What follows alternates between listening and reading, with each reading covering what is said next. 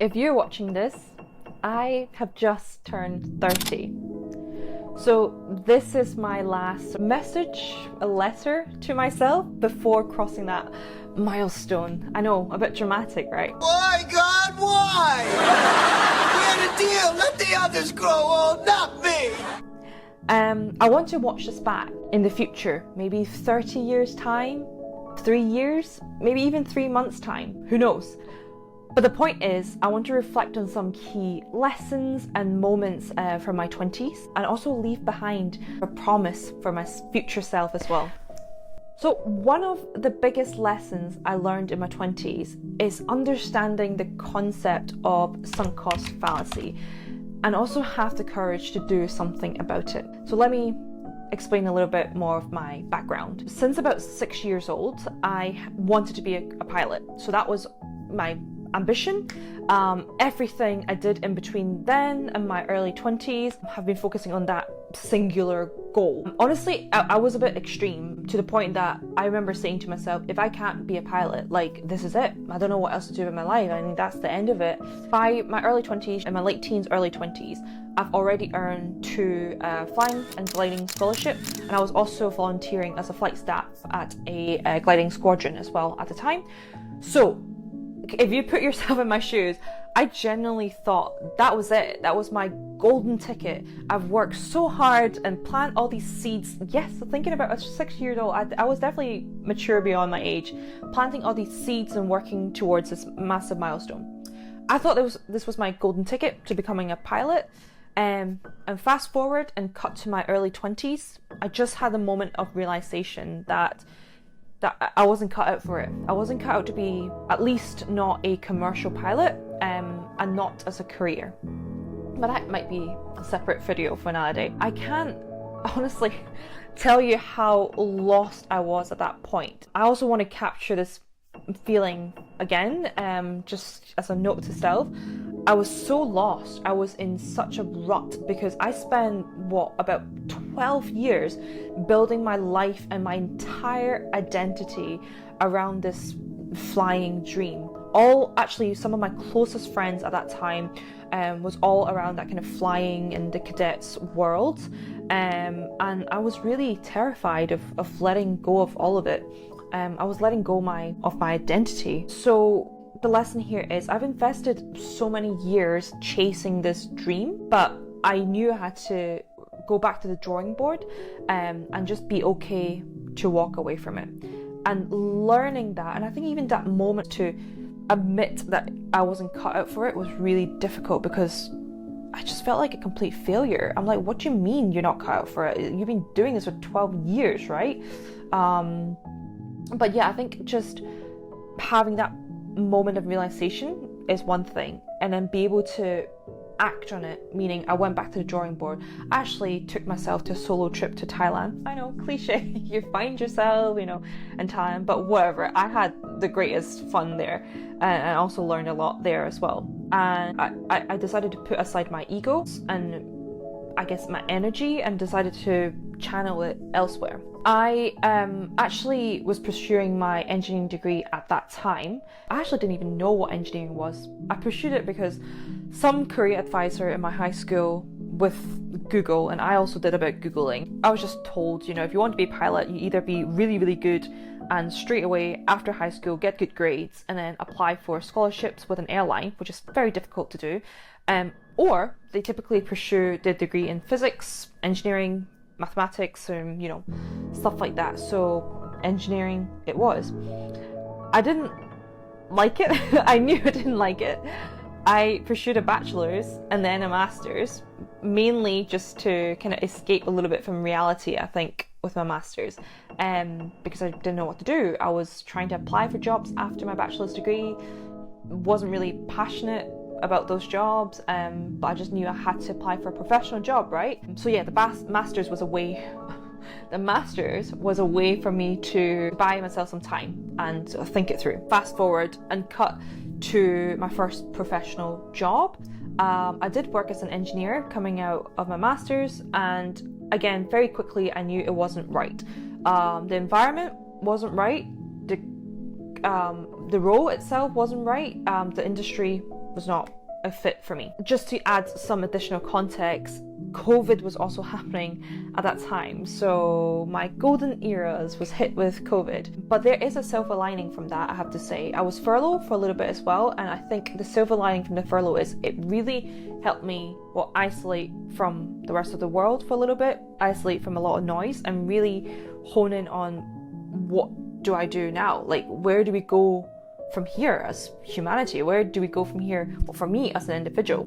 I think at that time I knew I have to act, because the fear of thinking of myself being stuck for the next 30, 40 years in this sort of environment and situation was so terrifying to me and so depressing for me that it trumps the fear I had for taking a leap, basically. So I took a chance. I one day decided to write a pitch and present it to a board of directors in my company at the time. And I still remember walking into the meeting room and said to them, "You're either going to fire me after this, or you might actually like it." And they giggled. I mean, that's a good sign, right? I went on to basically explain why they should fire me as an engineer, essentially. I don't think I could bring any value to them, and at the same time I don't think that job itself and that role is valuing me in any way. I can't tell exactly what the role of job title I wanted, but I just told them, here's some things I could bring to the table. What do you think? And to my surprise, they actually created a new commercial role for me in marketing and communications. It immediately felt a bit more aligned to my personality, what I want to do. I get to explore a bit of my, that creative side that I've been suppressing for quite a long time. And that one singular decision has since changed the career trajectory for me. It was one of the scariest but also boldest thing I think I've ever done.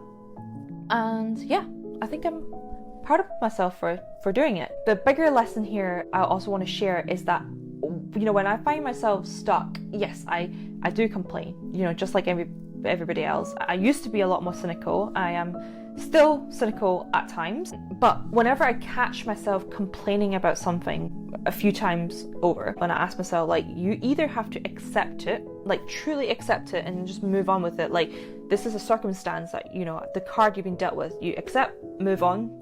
Or if I truly feel something, like there's potential there, I'm going to have to do something about it. So I would encourage anyone who's watching this, if you're going through something similar, if you have that burning feeling, that itch, it's hard to describe, but I think you'll know it when you feel it. Just be courageous and sit yourself down and honestly have an open conversation with yourself. And I would encourage you to explore that feeling. Where is it coming from? Whether you want to accept it, move on, or whether it's something you can do about it. So, lesson 2 is, I would say, is the people that I choose.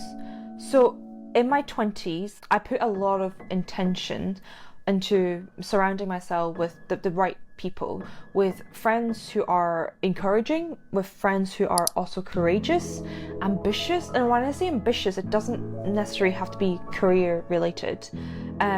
And they have to be open to meaningful conversations. They don't just shut conversation down because they don't agree with me. I can't just explain to you like how much that has shaped me as a person. You might have heard that saying, you create your own luck. And I think I get it. I think it's kind of true. In my case, I think I feel so blessed with the friends I have, but I also do think, to give myself a bit of credit for it, is that I think I also create an environment to have those blessings come to me. It's definitely something I want to carry into my 30s. The friends around me have just broadened my perspectives so much, and they've given me so much strength in so many ways. I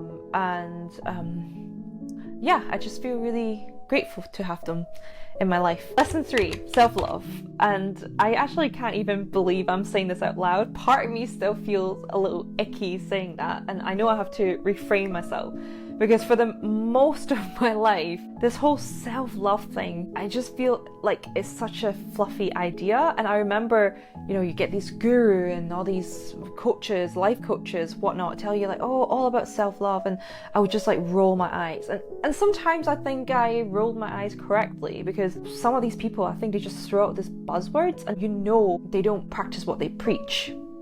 Anyways, yeah, I've been really hard on myself ever since I've consciousness, basically. I don't know if that's anything to do with my, my cultural background or my upbringing. Honestly, it doesn't even matter. Again, it's one of those things that I can accept it. Like, it was a card I was dealt with, I was raised a certain way. But the important lesson here is I can unlearn it, right? I am now a growing adult. I have freedom. I have the choice to choose to not let whatever happened to me as a child to affect me now carrying on, but it's something that I actively choose to work on. And just to give you a little bit more context as well, this is actually one of the latest lessons I've had. I think I've only really started to click in my head, and I think I'm only really just put it into practice over the last maybe 6 months. And just think about it.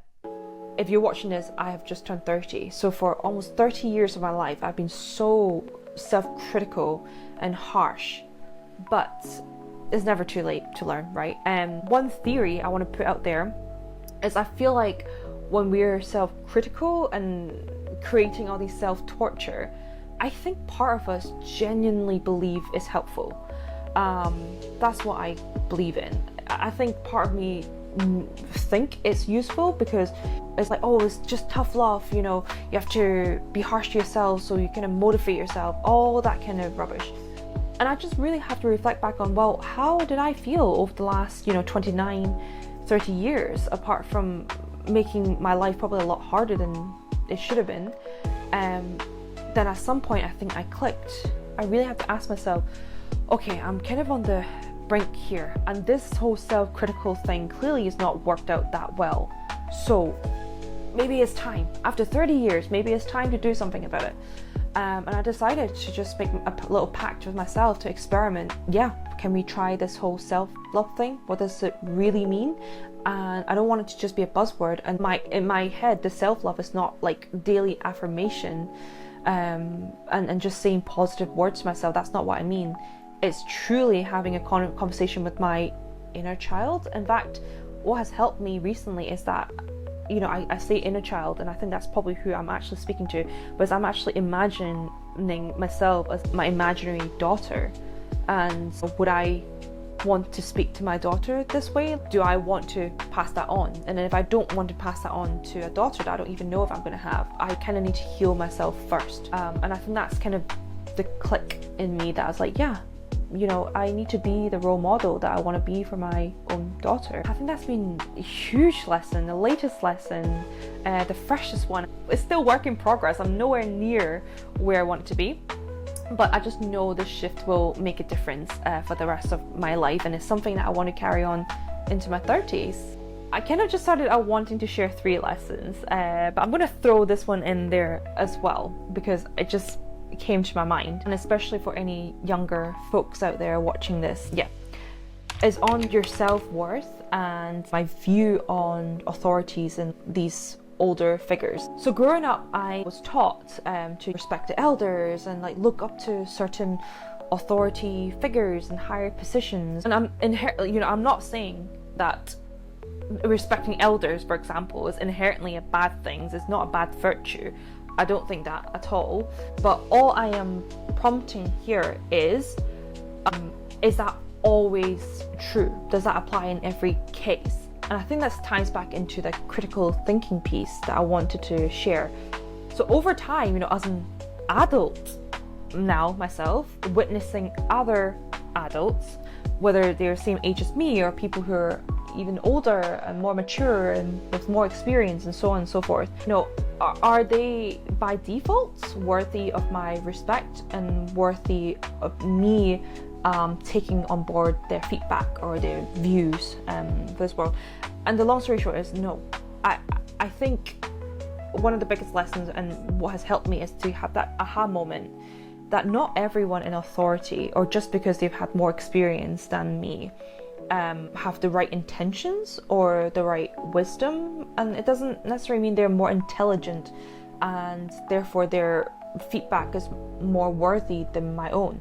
So I've learned to really pause and reflect and think critically about the advice I receive or the feedback that I receive. I take pride as a person, as an identity, that I am open to feedback. And I think because I see it as something I'm proud of, I just feel like, oh yeah, I just need to take on every single feedback that I receive. But actually, in a way, sometimes lead to me disrespecting myself by basically placing everyone else's opinions, everyone else's feedback way above my own. So yeah, I've learned that my own voice is just as worthy as anyone else's. If anything, I probably should value my own voice a little bit more, because I'm the only one who knows where I want to go next, what my vision is, and I trust that I will always have my own best intention. So yeah, just remember, there's some people out there who might have a chip on their shoulders. I'm not saying they are always giving you advice, maliciously. Sometimes it's not. Sometimes it might still be kind of from a good place, but it might just be coming from their ego, and they might just not have you in mind.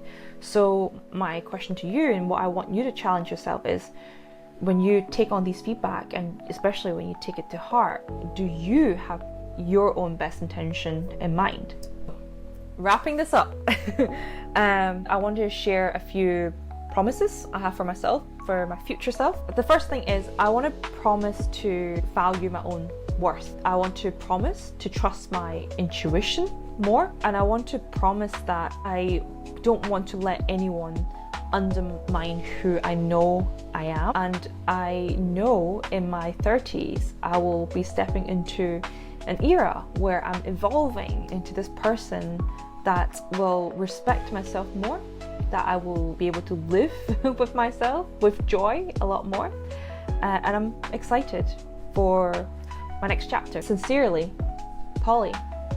Yeah, I realize I've not shared my name with you, but yeah, my name's Polly. This is my literal letter to myself before I turn 30. Finally, I have a little confession to make. I've actually not told anybody in my life about this little project. Not even my family, not my closest friends, not even my very own partner who lives under the same roof as me. Nobody knows about this. I just wanted to do it for myself. It's a little pact that I have. I am genuinely so curious to see how long it'll take before somebody I know finds out about this. So yeah, I'll be like counting the days. And yeah, I also want to just say to myself that I'm proud of you for finally doing this, because I've actually been recording versions of this for about 5 months now. There's like over 20 odd videos in the backlog, but I've decided today is the final take. I'm just gonna go for it, and things just don't have to be perfect to go out to this world. Just remember that. Yeah, and I'll see you later. Bye.